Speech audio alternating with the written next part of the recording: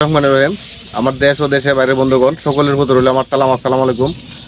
আজকে আমার প্রতিবদ্ধ বিষয় থাকবে গুল সমাজকে কিভাবে আমরা জীবন বাঁচাবো, গুল সমাজের জীবন কিভাবে বাঁচাবো। আমি কিন্তু এই গুল সমাজটাকে স্বর্ণের মতন মূল্যায়ন করেছি। এখন এই স্বর্ণের মাছটাকে কিভাবে আমরা বাঁচিয়ে রাখবো, আর আপনারা যারা চাষি দিয়েছেন কিভাবে এই স্বর্ণের মাছটাকে বাঁচিয়ে রাখবেন। মাছ চাষ আমরা সকলেই করতে পারি, কিন্তু মাছ কিভাবে বাঁচাইতে হবে সেটা কিন্তু আমরা জানি না। আমরা চাই একটি পুকুরে মাছ ছাড়ি আর বিক্রি করি, না ভাই। মাছ ছাড়বো আর বিক্রি করব হবে না। এটা বাংলা মাছের বেলা প্রযোজ্য।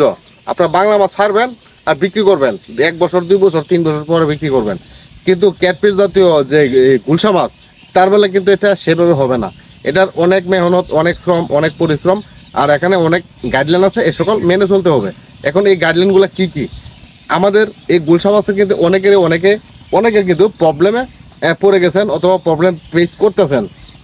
এই প্রবলেমের যে পেজ এটা এখন যারা চাষে আছেন গুলশা মাছ, এই স্বর্ণের মাছটা প্রবলেমে পড়ে গেছেন, যারা আমার কথা মানে নেয় তারা কিন্তু পড়ে গেছেন, আর যারা মানছেন তারা প্রবলেমে পড়েন নাই। আমি যে কথাটি বলতেছি, আমার সাবস্ক্রাইবার ভাই যারা আছে, হ্যাঁ, আপনারা মিলিয়ে দেখবেন আমার কথার সত্যতা কতটুক, মিলিয়ে দেখবেন। কেন আমার এক চাষি ভাই, আমি তাকে বলেছি তোমার মাছ 1500 কেজি, হ্যাঁ, যেহেতু তুমি গ্যাসের ডোজ করবা নিয়মিত, সুন্দরভাবে গ্যাসের ডোজ করবা, গ্যাসের ডোজ, জীবাণুনাশক, প্রোবায়োটিক, হ্যাঁ, আর পিএইচটা মেপে দেখবা। যেহেতু বৃষ্টি আইতেছে আর যাইতেছে, পিএইচ কিন্তু ডাউন হয়ে যায় এই বৃষ্টির মাঝে, দেখবা। কিন্তু এই ভাইয়ের কিন্তু লেস পাসা রোগের সমস্যা হয়ে গেছে। অনেক মেডিসিন কিন্তু বাজার থেকে কিনে এনে একে ব্যবহার করার পরে তারপরেও কিন্তু তার মাছ বাঁচাইতে পারে না। কেন জানেন? আমার এই সাবস্ক্রাইবার ভাই কিন্তু 3 জনের 3 রকম পরামর্শ নিছে।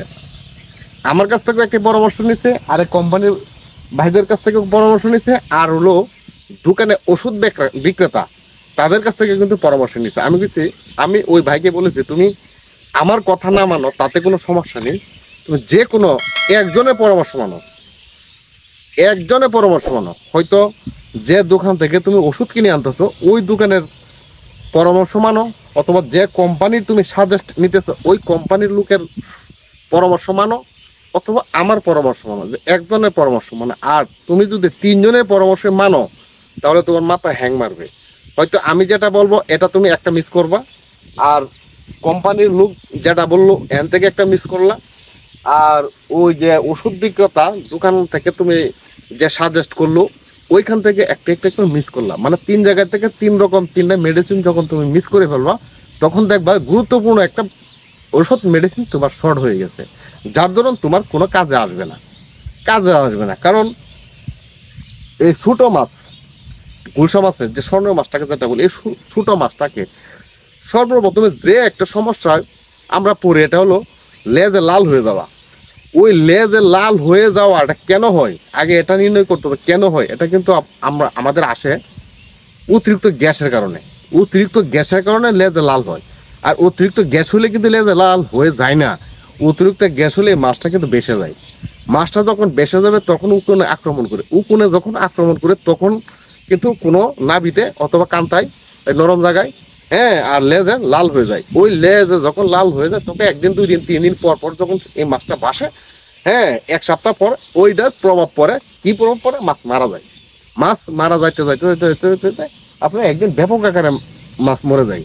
হ্যাঁ, তখন আর মেডিসিন কোম্পানি ঢেলে দিলেও কাজ হয় না। কিন্তু সর্বপ্রথম আপনারা এই রোগের যে মানে সহজ একটা সলিউশন, যদি মনে করেন এমন একটা প্রবলেমে আপনারা পড়ে গেছেন এই গুলশা মাছ নিয়ে, তাহলে প্রথমে আপনারা এদের সেদিক না তাকিয়ে কোনো চিন্তা না করে ডাইরেক্ট প্রতি শতাংশে 200 থেকে 250 গ্রাম করে লবণ দিয়ে দিবেন। লবণের সাথে জীবাণুনাশক দিবেন। লবণ আর জীবাণুনাশক একসাথে মিক্স করে সারা পুকুরে ছিটিয়ে দেবেন। আপনার কাজ হইলো 2টা, এক হলো জীবাণু ধ্বংস হয়ে যাবে, প্লাস লবণের মাধ্যমে এখানে একটা এই উকুনেরও কিন্তু একটা কাজ করবে। গেল।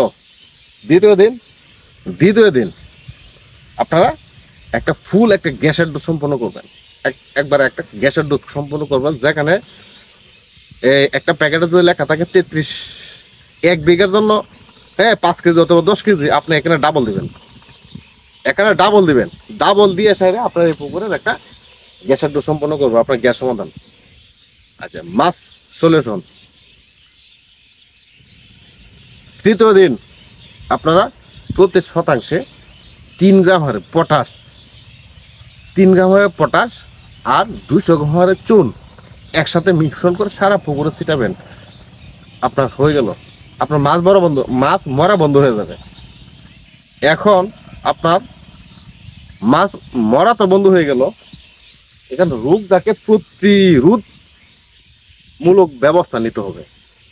প্রতিরোধমূলক ব্যবস্থা নিতে গেলে আমরা খাদ্যের সাথে কিছু মেডিসিন খাওয়াইতে হবে, পানির সাথে কিছু মেডিসিন দিতে হবে।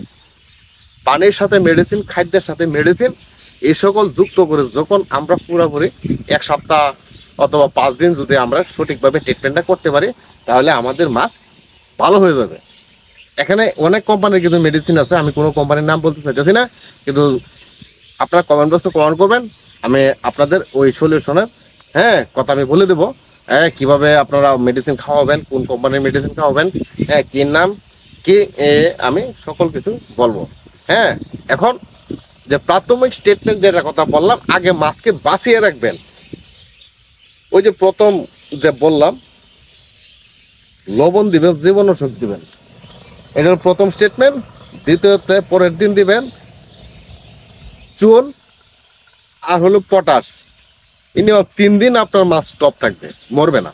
এই 3 দিনের ভিতর আপনার চিকিৎসা নিতে হবে। আর এই 3 দিন যদি অতিবাহিত হয়ে যায়, তারপর যদি আপনি ট্রিটমেন্ট নেন, আপনার মাছ বাঁচবে না, একটা নিশ্চিত মরে যায়, মরে সাপ হয়ে যাবে, থাকবে না। কিন্তু এই 3 দিনের ভিতর আপনার ট্রিটমেন্ট নিতে হবে। আমি দেই, কোনো ওষুধ কোম্পানির ভাই দেখ অথবা দোকানওয়ালা দেখ, কিন্তু যার থেকে ট্রিটমেন্ট নেন ফুল কোর্স আপনারা শেষ করবেন, ওষুধ মেডিসিন খাওয়াবেন। যদি আপনার কপাল ভালো থাকে, ইনশাল্লাহ আপনার মাছ ভালো হবে। যদি কপাল খারাপ থাকে, কোম্পানি ঢেলে দিলেও কাজ হবে না। এটা হলো তকদির। আমরা তকদিরকে বিশ্বাস করতে হবে, তকদির উপর নির্ভর করে। ভাই আমাদের মাছ চাষ, আমাদের কপালে কি আছে অথবা না আছে, একমাত্র উপরওয়ালা আল্লাহ পাক রব্বুল আলামিন জানেন, ভালো জানেন। উনি আমার মাছ সুস্থ রাখবেন না ভালো রাখবেন, এটা উপরওয়ালা জানেন। কিন্তু তারপরেও মেডিসিনের যুগ, মেডিসিন আমাদের প্রয়োগ করতেই হবে, কারণ অসুখ আল্লাহ দিয়েছেন, আবার অসুখ নিরাময় করার ওষুধও কিন্তু আল্লাহ তৈরি করে দিয়েছেন। তাই আমরা আল্লাহ ভালো করব, সেইভাবে আমরা ঘরে বসে থাকলে হবে না, আমাদের কাজ করতে হবে, আমাদের রোগের চিকিৎসা করতে হবে। তাহলে আমরা রোগ থেকে মুক্তি পাবো। আর সময় মতো গ্যাসের ডোজ ব্যবহার করব, জীবাণুনাশক ব্যবহার করব, প্রোবায়োটিক ব্যবহার করব, আর পুকুরে যেন অতিরিক্ত গ্যাস না হয়। আর যাদের সামর্থ্য থাকবে, আমি আরেকটা জিনিস সাজেস্ট করি, গুলশা, পাবদা, ট্যাংরা চাষি ভাইদের জন্য সাজেস্ট করি, যাদের সামর্থ্য থাকবে যে একটা এরাটর মেশিন কিনে এনো বসানোর জন্য, আপনারা একটা এরাটরের ব্যবস্থা করবেন। তাহলে আপনার খাবার কম লাগবে, 1 বছরে আপনার এরাটরের দাম উঠে যাবে কম খাবার দিয়ে। যেখানে আপনার 8 মাসে একটা বেজ ওঠার কথা, এখানে আপনার 1 মাস আগে বেজ তুলতে পারবেন। আর এই 1 মাসে কোস্টিং যে খাদ্যের যে খরচ, এটা কিন্তু কমে যাবে। ওই টাকা দিয়ে আপনি বেঁচে যাবে, আপনার একটা মেশিনের খরচ উঠে যাবে, মেশিনের খরচ আসে যাবে। যে জায়গায় আপনার পুকুরে খাবার খাওয়ার কথা 10 কেজি, এখানে আপনার মাছে খাবে 8 কেজি, 2 কেজি কম খাবে। কেন? যখন অক্সিজেন দিবে, ওই পানিটা রিয়েলাইজ যখন করবে, তখন বা এটার আরেকটা ভিডিও দেবো না, কারণ এটা বলতে গেলে অনেক সময় লাগবে।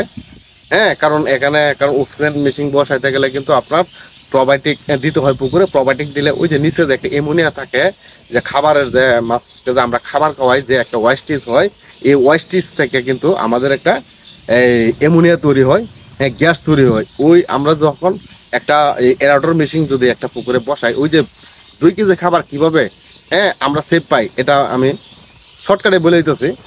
যে প্রোবায়োটিকের মাধ্যমে পানি রিয়েলাইজ করার মাধ্যমে যে ওয়েস্টেজটা মাটিতে যায়, ওই ওয়েস্টেজটা খাবারে রূপান্তরিত হয়ে আসে। এই খাবারে রূপান্তরিত যখন হয়ে আসে, তখনই কিন্তু আপনার আমার মাছের খাবার কমে যায়, খাবার কম খায়, মাছ বৃদ্ধি হয়, মাছ গ্রোথ আসে বেশি।